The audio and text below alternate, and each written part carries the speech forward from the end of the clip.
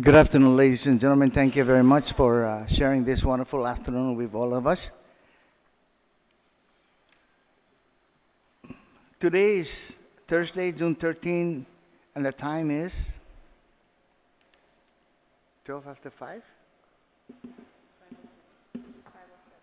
I mean 5:07. This roundtable, joint roundtable on school bus safety procedures is now called to order. This is a joint roundtable between the Committee on Public Safety, Border Safety, Veterans and Military Affairs, Mayor's Council, Guam Infrastructure and Public Transit, with Vice Speaker Terlaje Nelson, Committee on Education, Air Transportation, Statistics, Research and Planning. And we do have a special guest here with us, Senator Amanda Shelton. What's your committee? The Committee on the Advancement of Youth. The Committee on Advancement of Youth. For the record, in conformance with Section 8107 of Chapter 8, Title 5 GCA, the first public hearing notice was sent out on Wednesday, June 5th, 2019, to adhere with the 5 working days requirement, and the second public hearing adhering to the 48 hours notice was sent out on Tuesday, June 11, 2019, and in addition to this, notice was sent out to all the media and posted on the Guam Legislature's website. This roundtable was called in response to a highly publicized incident involving 2 female minors who were inadvertently dropped off at an unfamiliar bus stop, told to work and find their way home. We are not here to assign blame to any department's procedures or policies. However, we are here to review the DPW and DOE school busing procedures to ensure that events like this doesn't transpire in the future.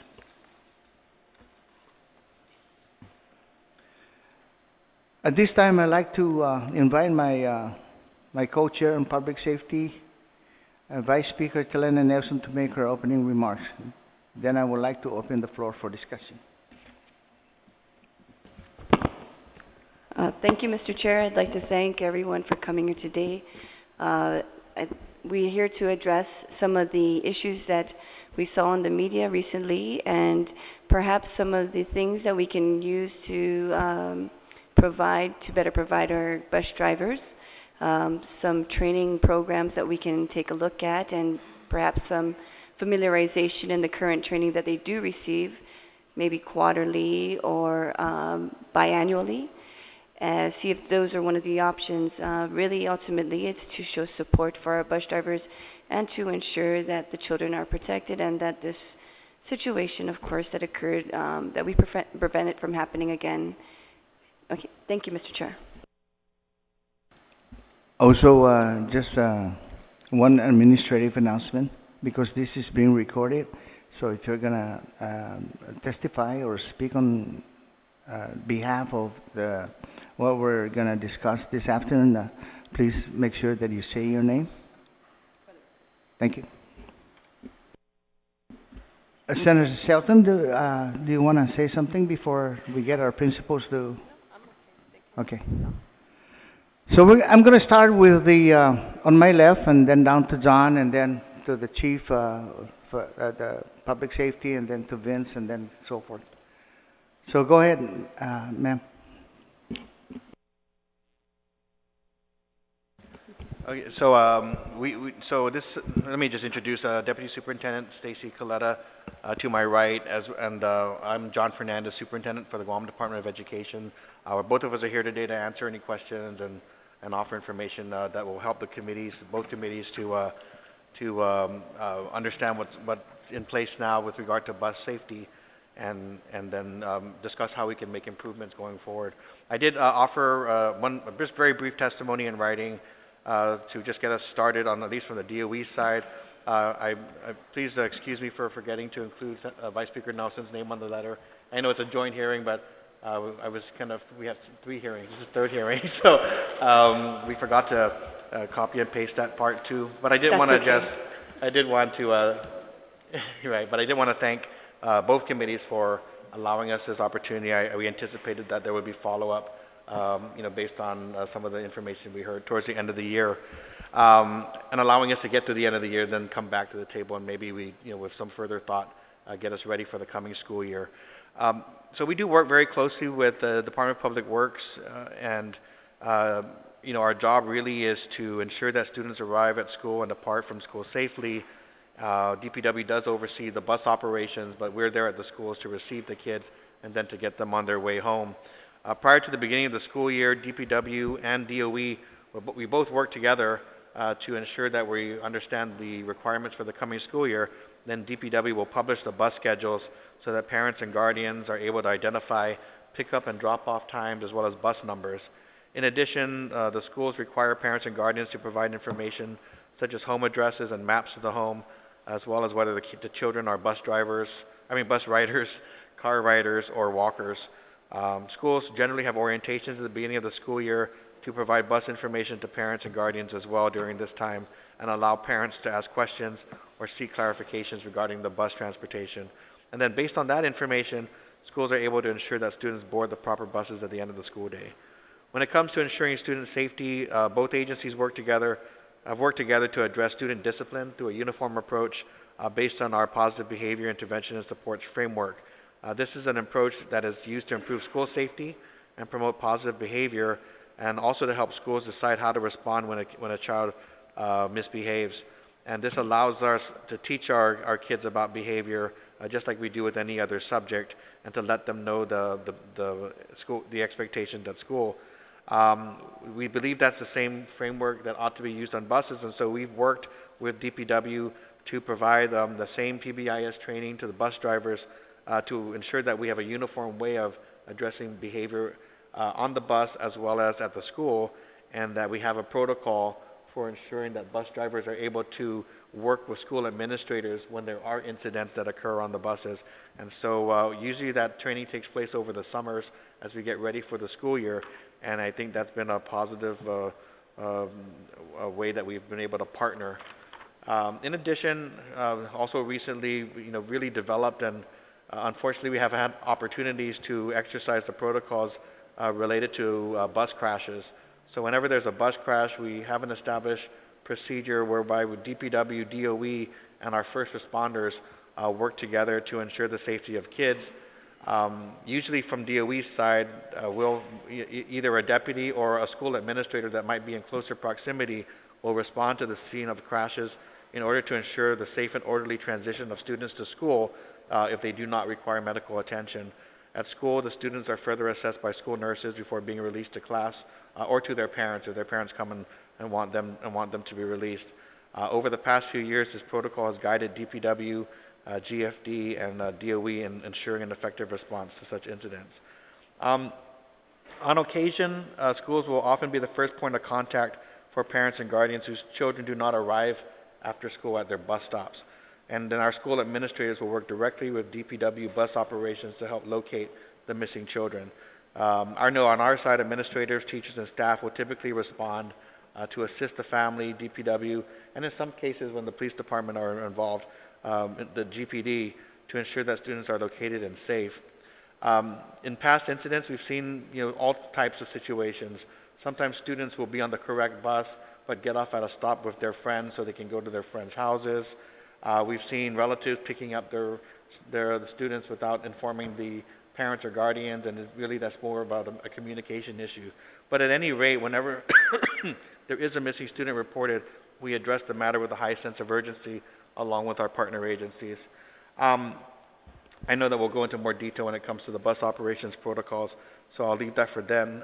But one other component recently that's been in the media has also been not just bus operations, but bus shelters and the safety of shelters. So I just wanted to inform the joint committees that we've met with DPW, the mayors, and others to see what we can do to clean up and maintain bus shelters.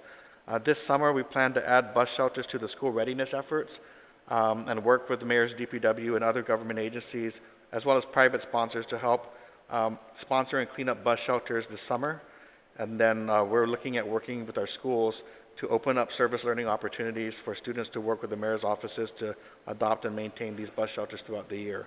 So this is just a quick overview of some of the basic areas where we get involved with bus safety and with DPW, and then we're happy to answer any questions at the right time. Thank you, John. I'll go ahead and ask Vince because, you know, you and Public Works and Department of Education do have these policies and procedures. So maybe, Vince, you can go ahead and give us a heads up on some of the policies and procedures, Okay. especially the one that happened a couple of weeks ago regarding the two kids. Okay, thank you very much, Senator. Before I begin, thank you so much for this this hearing. And as Senator Nelson mentioned, we're all here for the students and their safety. That's primary, and that's our main focus here. With me today is our busing superintendent, Frank Titano. He can answer specific questions if they do come up. But what I have prepared for the committee is basically a step-by-step process of how we run the busing system at Public Works, and if I may. Basically, it starts at 5 in the morning. Each bus driver is required to do a vehicle safety inspection. They do a systems check. They check the engine. They check the brakes. They check the seats. They walk around the school bus. They check the tires, make sure it's as safe as possible. Then they basically deploy to their assigned bus route. Once they reach their first stop, they activate their hazard lights, their flashing lights, their warning systems, and that is supposed to be 200 feet from their assigned bus stop. Of course, they stick out their sign. They wait for all the traffic to stop. Once it stops, then the door opens and the kids start loading. If they're on the same side as the bus, if they have to cross the street, the bus driver will wait for them to cross the street and get in the bus. Once they're boarded, the bus driver takes a look at his rearview mirror or turns around and makes sure that they're all boarded and they're all seated. Then, of course, he deactivates all the warning systems and then proceeds to the next pickup spot. Once he completes his route, if there's 6 or 7 pickup points, depending on how many pickup points there are, and the bus is loaded, then he proceeds to the school. Once they reach the school, the bus and the students are met by the school officials at the designated school bus site. The students exit. Once they're all exited, the driver conducts an inspection, basically to ensure that all the students have deboarded. And yes, there have been times both dropping off or at school or dropping off at home where kids have fallen asleep. So there has to be that real strong visual inspection to make sure that all the kids are off the bus. Once they have deboarded at the school, depending if that bus has another route to take, he will or she will take that bus and start that other route to pick up other students, perhaps at another school, perhaps at the same school. Once, basically at the end of school, the buses report to the designated school and they're parked at designated sites within the parking areas based on the following. Their elementary school, buses have either letters or numbers or animated figures, you know, because elementary school we're talking, what, 1st to 8th or 1st to 6th grade, yeah. And so, you know, they use Mickey Mouse, Donald Duck, things of that nature, and they're always escorted by staff from the school. Middle school, that's just based on bus numbers, as well as the high school students. That's based on bus numbers. I did put something there. If a student refuses to board their designated bus, and there's been incidents like that where they refuse to board the bus because, you know, maybe they want to go with their buddies or somewhere else, you know. The bus driver will inform the school official who's typically there, and then they'll proceed on with the end of their school route. Then the bus stop approach procedures and deboarding procedures are repeated at the different drop-off locations. I did put here the standard protocol.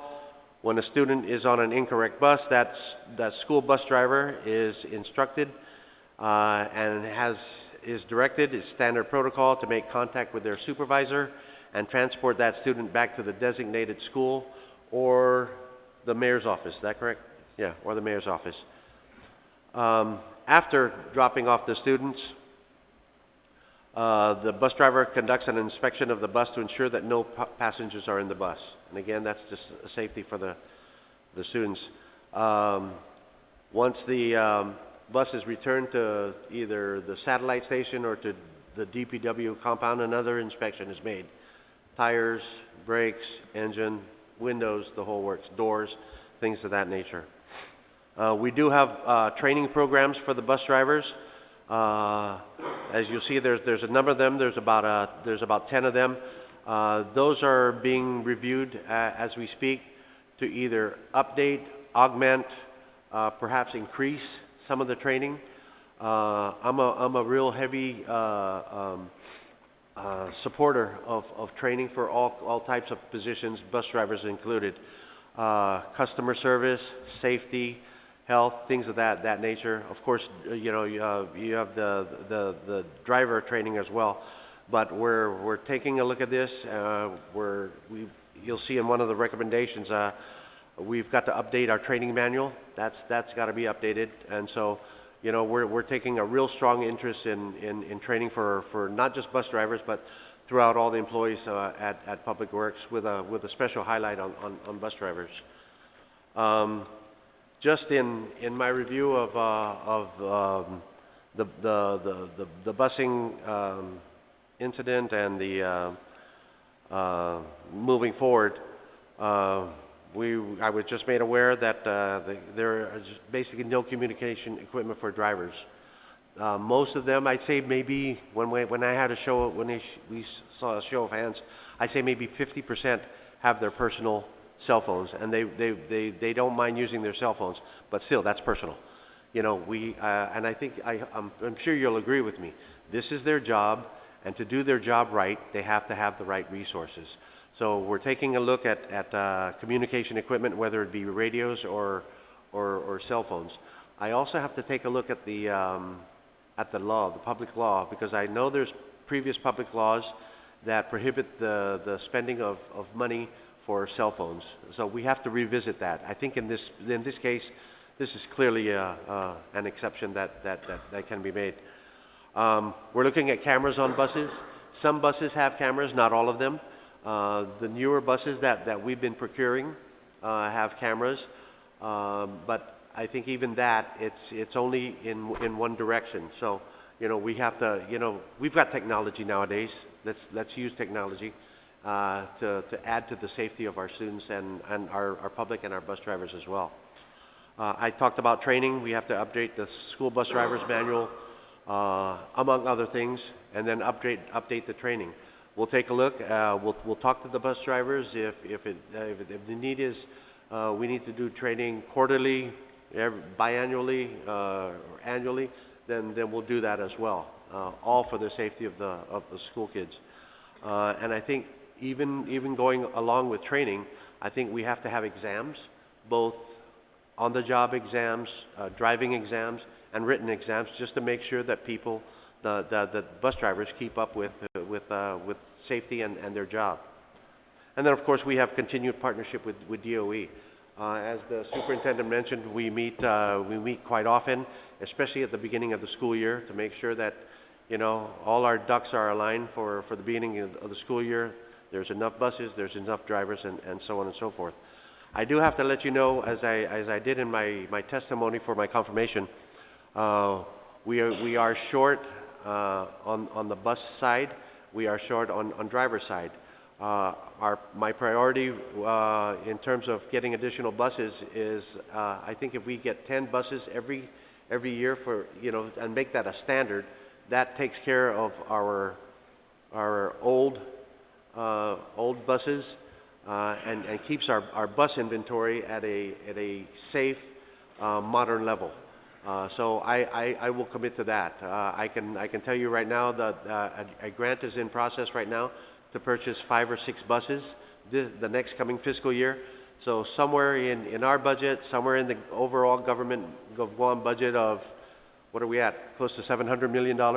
I'm sure we can find additional funding to buy another 5 buses and keep that 10 new buses coming in every single year. Yeah, I think as long as you keep getting new buses coming in and replacing the old ones, you're going to have a real safe fleet and a modern fleet. Basically, that's all I have, Mr. Chairman. We're more than open to questions for the panel. Thank you, Mr. Chair. First of all, I'd like to thank everyone for being here, and also I recognize our team at Department Yes, of Public Works. Thank you. Thank you for being here. Yes, I do have some questions. It was mentioned that if the student is found riding a different bus that does not take them to their home location or their home of record, the student is then brought back either to the school or to the mayor's office. Yes, ma'am. Is there a mitigation perhaps if a parent allows a student to go home with a classmate or a friend? Is there a procedure for that to give them authorization to allow them to take their child to another home of record? You want Because some of these students will probably have class projects, and so I'm thinking, they'll probably have to go to their friend's house to do or take a later class bus. projects, right? Right, yeah. So do we have any of those mitigations in place? My name is Frank Taitano. I'm the superintendent for bus operations. For We try days, to sir. avoid that and stay away from it because a bus carries 60 passengers. And for example, you're the student that needs to go to a friend's house and you make 60 and Mr. Areola has to get on that bus to go to his designated stop. Then I have to send another bus just to take Mr. Areola back to his house because the bus is overloaded. So do we not have a sufficient fleet to accommodate? Are we pushing students out at max capacity? No, what we do is if, for example, a bus route, we have some particular stations that take one bus stop full of kids. Some of them, two buses for one bus stop. I see. For one route. Right. Okay. And then you mentioned, I'm very surprised that our bus drivers don't have communication devices. I I think that is an injustice towards them Absolutely. because it's very difficult for them to perform their job without being able to communicate. And to ask them to use their personal cell phone is not acceptable at all. Perhaps we can also consider GPS tracking devices. I forgot to mention that. I'm wondering, do we have those in our buses or? I can let Frank speak to that. We just spoke with we have it's what's it called? Track Me Guam. Okay. Yeah. Go ahead. We're in the process of doing procurement with Track Me Guam to go back online, but we have 100 and some of our buses that have the mechanism in the bus, but it's just that the services was discontinued because of lack of funding. And we are working with them, and we are working with them to see what else they can add to their features. I worked with DOE. There's other features that they can have where each child will get an ID card, a tag, and as that child boards the bus, it will show that John Doe got on the bus. So if we come to a particular bus stop and there's 10 kids that supposed to get on, but only 5 get on, and you call our office and say, how come the bus never show up? We can turn around and say, okay, the bus came there at this time, and only 5 students got on the bus. Your child never got on or off the bus.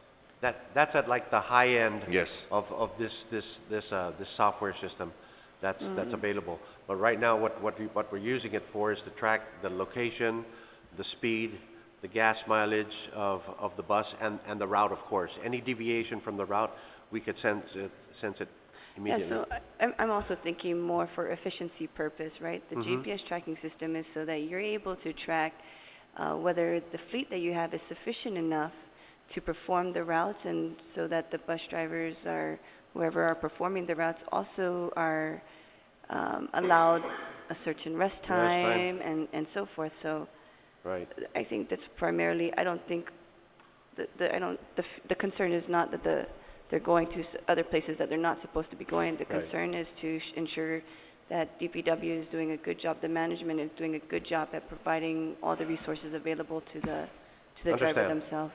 Yes. And then the Track Me Guam, the lack of funding, when was this an issue? Last term, we didn't, I I think your budget request for DPW was $0. I mean, I could be wrong, but What happened was the contract ended. So- what year was that? I believe it ended in 20, early this year, 19. 2019. There's So a- you knew it was going to end. Is there a renewal? there's a balance that I, because I met with the owner, there's a balance of 7,000, and we should be able to take care of that. But I've met with the owner, and we will get that updated and restarted. It's a perfect program for the bus operations. Okay. And what is your current fleet count? What is your fleet at right now? 100 Altogether. 166, but not all 166 are running. What are operational? Today, as of today, it's 112. 112. Okay. Are any of the non-operational buses special education buses? No, all the special education buses fall under GDOE. DOE. Oh, okay. Okay, so we'll talk about that at a different time then. You mentioned that there's cameras in the buses. Mm-hmm. Are they functioning, and where's the data stored? Is it being transmitted to maybe a server at DPW, or is there a box within the bus itself? Box within the bus. And how long does the box maintain the memory? I'll let, I can track all the way back to when we first used the bus on Festpac. That long? Yes, So it's on every time you turn on the vehicle? yes. yes. But there's only 27 of them that have the cameras. 27. And are all those operational? Yes. Okay. The update and training, I'm very happy to see that the training that you listed here, Mr. Ariola, the first aid and CPR, the traffic enforcement, the driver's license requirement, behind the wheel training, the discipline and misbehavior of a child, the rodeo training, the positive behavioral interventions and supports, that's PBIS, it's basically what DOE uses, GPD traffic laws, defensive driving, and on-the-road training. How often are these training, is this training administered or being given to our bus drivers? I don't have the specifics on that.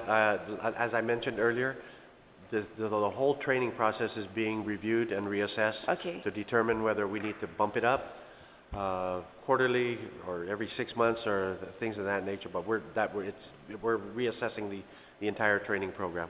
Okay. Yeah. All right, thank you. And then I wanted to talk a little bit about the bus driver pay. Bus driver Salaries. salaries? What are you going to say, Mr. Superintendent? The training is done every summer. Summer. Every summer. So Every summer, once a year. bus driver, if the bus driver doesn't go through the training, then he won't be able to get back behind the wheel. Okay. So even that, once a year, I could easily see right now, I would bump some of those easy. Yes, I think it's. Twice, maybe even quarterly, depending.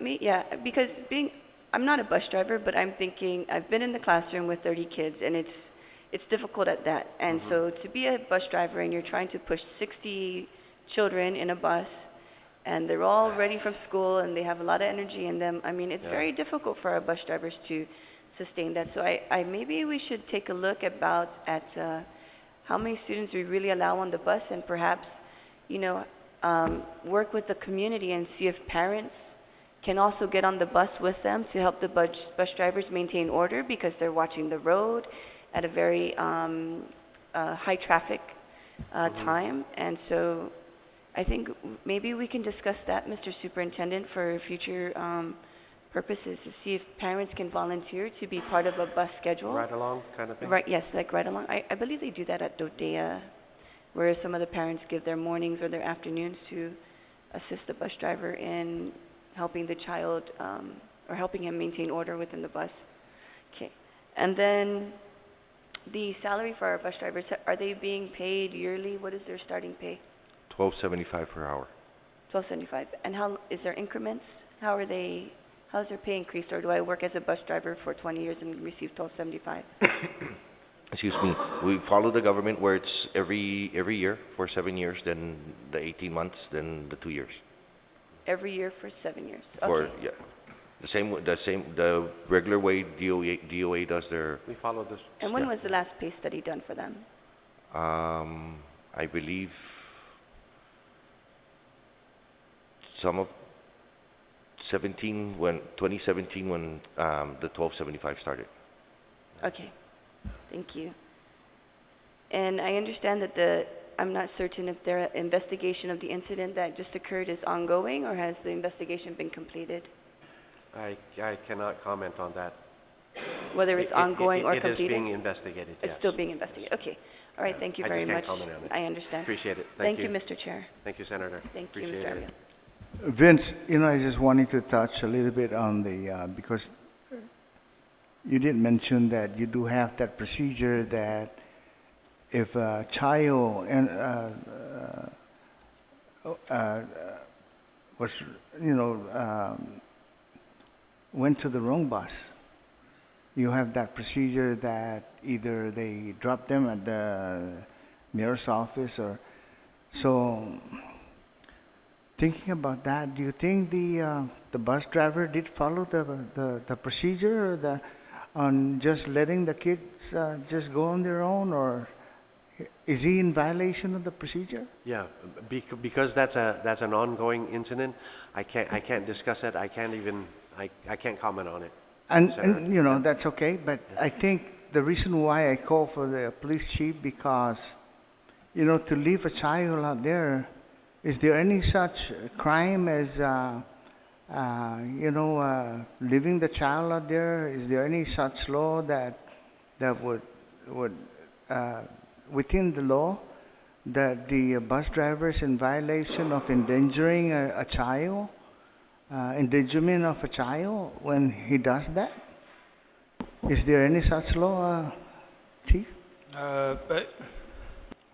Senator Steve Ignacio, Chief of Police, so this matter was not reported to the police, so there was no criminal investigation that was initiated.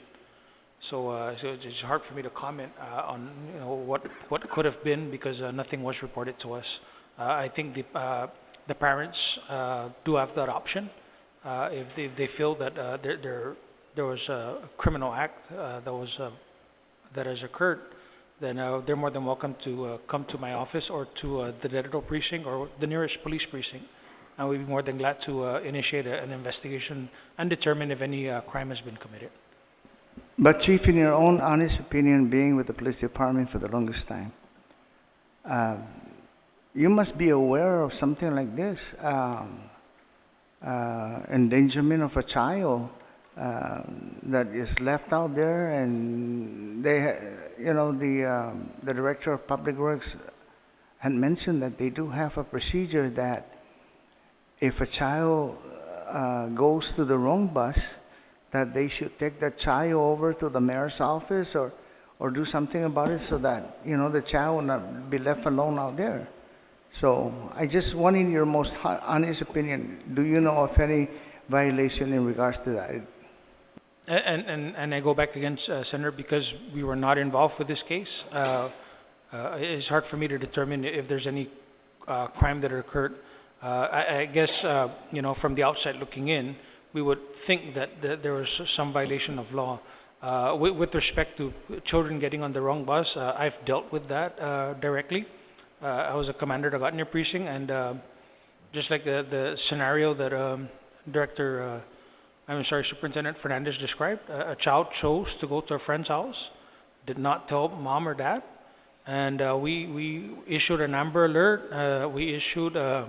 We called in almost, I think, 40 to 60 officers to look for a child who just decided to go to auntie's house and didn't tell mom. And auntie came later in the middle of the evening while the police were doing house-to-house foot searches. So it's not uncommon, and it does create a scare in the community. But when these situations occur, we are there to investigate. I remember when I was going to school, and I've seen this happen, that if a child is misbehaving in the bus, sometimes the bus driver would stop the bus and tell that kid to get out of the bus. And I've seen it. So, long time ago, they allowed that, but I don't think they should allow that. Is there any policies and procedure that the bus, if there's any misbehavior in the bus, what would a bus driver do? I know that he should not let the child out, or maybe contact the parents, or Yeah, Senator, there's the bus driver is required to fill out an incident report, I believe, and turn that in to officials from the Department of Education for disciplinary. but never would the driver allow this one kid to get out of the Absolutely not. bus. Absolutely not. Okay, but you have that in as a procedure. Yes. And a policy within the bus drivers. Correct. You know.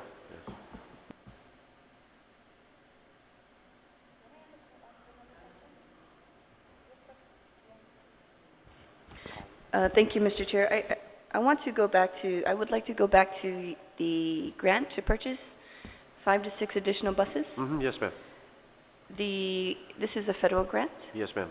So is it only to purchase the bus, or can you purchase communications equipment along with the bus, like a radio system inside? I'd have to look at that. Right now, I believe it's just for the buses only. It's called the acronym is DERA, D-E-R-A. Yeah, we purchased buses last year. There's another thing this year also. Are you able to select certain models and amenities with the, or features with the vehicle? Right. Yeah. Yes. Okay, so I'm you'll look sorry. into Yes, that? ma'am. Okay. Yes. But for this communication, I can commit and tell this legislature right now, that has a very, very high priority with the department. We will look for the funding to make sure we get that within our busing system. Okay. And then, Mr. Superintendent, the buses for special ed, that's under federal grant? And is that fleet fully operational and they're on time? Any issues with the special education buses? We maintain a fleet roughly around 16, and I think we've done a better job in recent years with procuring the special education buses. I think we try to purchase a bus every year. I'd have to go back to the details, but I think there is also even a local match that might be required as part of that. But so when I first came on board, there was some urgency behind procuring special education buses, but I think we were seeing some issues with the procurement that it delayed buses maybe a couple of years. But right now we're back up to about 16. And I think we have sufficient drivers. There's always a challenge to maintain drivers as well. And I know that DPW mentioned the bus fleet, but also just ensuring that through the personnel process, we're always able to ensure that we try to bring drivers back online as possible. You know, if we have a vacancy, try to hire and get them on board as soon as possible. So I know that's a shared issue for both agencies. Okay. All right, but we are meeting the requirement for the special education students? We are meeting the requirement for providing transportation in an accurate, timely manner for the special education students? Yes, for the students that we have under SPED. Thank you. Thank you, Mr. Chair, and thank you, everyone, for being here today. Mr. Arreola, for the communication devices in the buses, you mentioned that 27 of them have cameras. These are the ones that were purchased at the time of FESPAC. Do these have radios No. in the bus? No. None of them Yeah, have. all communication equipment would be the personal property of I'd say right now, maybe 50% of the drivers. Okay. Yeah. Okay. And then I know the superintendent here spoke to the positive behavioral interventions and supports, but can you explain what is the discipline and misbehavior of a child training, the difference between the two? Talk about that. What was the question again? The difference between the PBIS training and the discipline and misbehavior of a child training, because I understand that this PBIS is something that you partner with GDOE, and does this differ from the discipline and misbehavior of a child training? It's basically the same thing. We work with GDOE on the behaviors of the students in the bus, and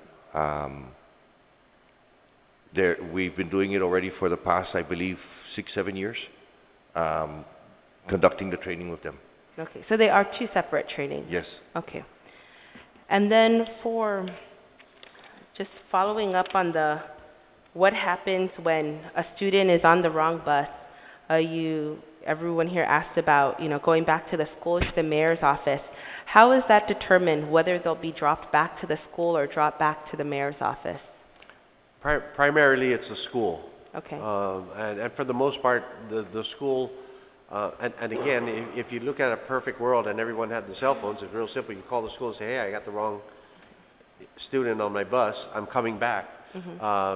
So the bus driver, and correct me if I'm wrong, Frank, the bus driver will return to the school and drop that student back, assuming that there are still school officials there at the school.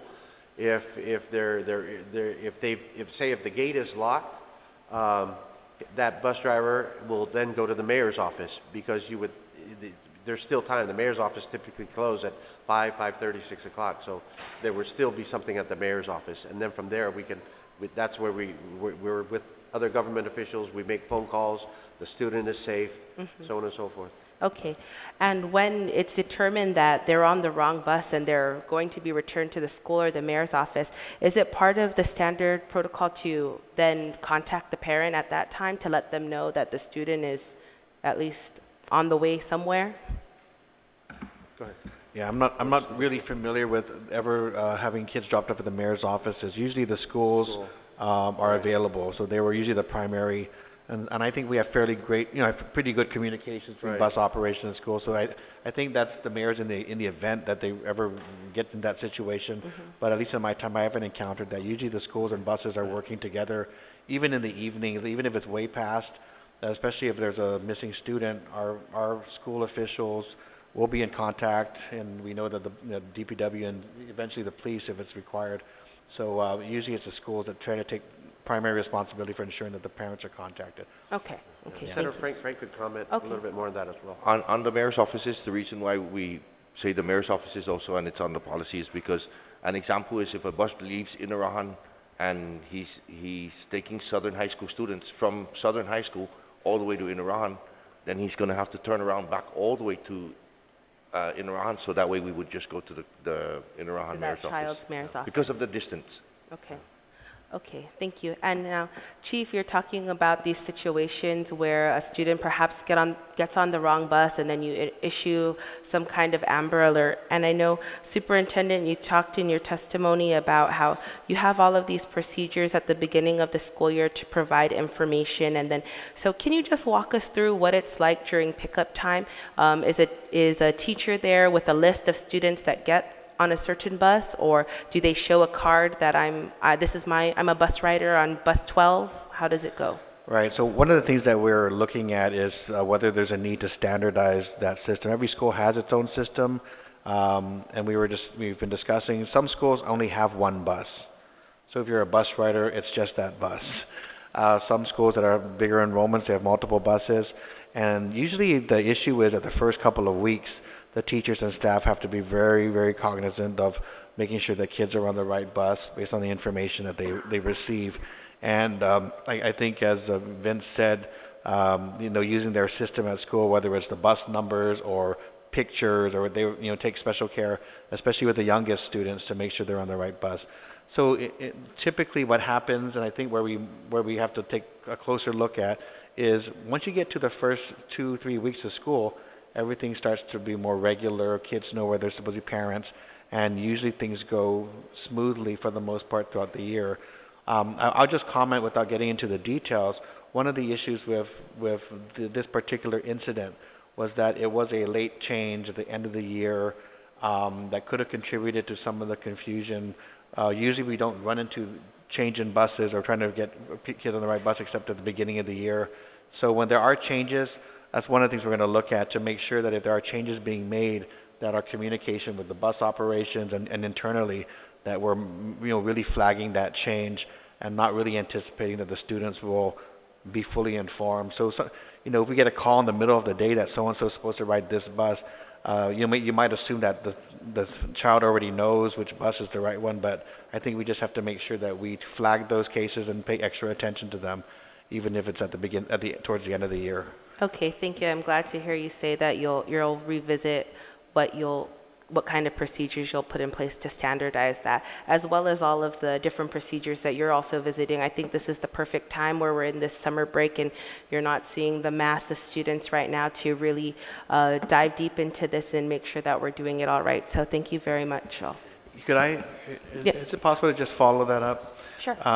Just if I could, and I just make a pitch for our sister agency as well. We mentioned the shortage of buses and bus drivers. And at any time during the year, the problem could be, less or it could be greater than when we first started at the beginning of the year. What it does for this has been the challenge that it's always produced is, number one, our bus schedules. We've tried to talk about how do we move the bus schedules. It's hard to do and, start high schools later and so forth without enough buses. If there's a shortage during the school year, what we see is that, buses have to double back. And sometimes if it's really extreme, they'll go 3 runs. And what happens then is that bus becomes later and later in picking up the next bunch. So if you put yourself in the shoes of a bus driver, you've got your assignment, you know your route, but in the event that you've got to come back and then try to meet your schedule for the next pickup, it just creates a lot of pressure. And then like you said, Senator, with 60 kids on the bus that day, whatever's going on, that doesn't help that we have to, that we're trying to make do with that shortage. And so, but that's kind of the reality, I think. So I wouldn't say that would excuse any particular incident. But as you know, like you said, you brought the reality to bear that if there's 60 kids on a bus, you're paying attention to the kids behind you, you're paying attention to the traffic in front of you, and if they're telling you go back because there's another kid, or we're just short, you just have to, try to meet your schedule, but without the extra support, it becomes the risk becomes much higher. Senator, if I may add also, on the bus inventory, we are working with GIDA for the purchase of additional equipment. Basically, that's typhoon related, but we are working with them for additional funding, and we're going to try to get the school buses included there as well. Again, in the perfect world, if we need, what's our need? 189. If we need 180 buses and we're only at like 130, in the perfect world, if we were to get 50 buses and then augmented every year with 10, just to keep supplanting the old ones, that would be the perfect world. So we're working toward that. It's just each bus nowadays is anywhere from 120,000. Yes. 120,000 on up. So it gets pricey. Yeah. Thank you, Mr. Chair. Thank you, Senator Shelton, for asking those questions. I did want to touch base on that. So I'm thinking that the preventative measure that GDOE will do is to take another look at the operating procedures for students with buses, if they need IDs to ensure that they're on the right bus, etc. Will we see a solution or a new SOP by the beginning of the school year? I think we would obviously want to work that out through the summer so that we could start the school year correctly. So we haven't yet received a lot of, we haven't gone to the process of trying to get input. Like I said, a lot of schools have their own system, but I think it would help to just provide extra assurance towards the beginning of the year. And then, like I said, when any changes occur during the middle or the end of the year, which is normally doesn't happen, but I think in certain cases contributes to some of these incidents. Yes, and then I'm wondering the role that the Board of Education will have in this. Usually the board gives out board policies for some of the functions that GDOE has, and I'm just curious because we want to see more policies coming out from the board if need be, even if they should have a role in helping assist with some of the mitigation factors of ensuring that this situation does not occur again in the future. Yes, I will definitely report back after this hearing. Typically, we either do it through board policy or through a standard operating procedures that are in place. Okay. So I would definitely raise that. All right, thank you, Mr. Superintendent. I think you have your work cut out for you in the summer. And then for the Chief of Police, you mentioned, I'm not sure if I heard correctly, that there has not been a complaint filed in regards to this incident from either parties or like the parents or the guardians of these children? Yes, ma'am, that's correct. So the police are not getting involved at this point? No. So the investigation that's ongoing is just at Yes, ma'am. DPW? Right. Okay. All right, thank you very much, Mr. Chair. When will the investigation be completed? We have 90 days. And what day are you on now? Frank, where are we at? Maybe Was that May 30. 20? You're on day 30? About 30? About 30 days, so another 60 days. Okay, thank you. I just have a question about the capacity of the buses. You mentioned each bus can hold 60 children. That's correct, right? 60 kids? We have, They're different sizes. we have Okay. 10 that can hold 84. Okay, so buses that go on busy routes, does it ever occur where maybe a bus has to return when it's maxed out? Let, let me give you an example, like the superintendent said, some schools have one bus, and that bus comes back twice. So some schools have 3 buses, and each 3 buses come back 3 times. Come back 3 times, okay. And that's just a regular And occurrence? that because it's not, like the director Ariola said, in a perfect world, we need 189 buses, and all the kids will go to school on time Okay. and go home on time. So some places, 3 return trips? Yes. All right, thank you. That just helps us to understand the need better. That's, Okay. that's why we say, that's how we say where a bus driver makes double or triple trips. An example is like League One Elementary. 1 bus comes back twice. Okay. And that's just a function Yes. of our inventory. So it looks like we have, if we compare to the past, we have more schools with a lesser population, and perhaps it's part of the reason why you're short on your fleet to accommodate all these schools and the bus schedules and routes. Has your fleet gone down? Has your fleet number gone down? Maybe within the past 15 years? Yes.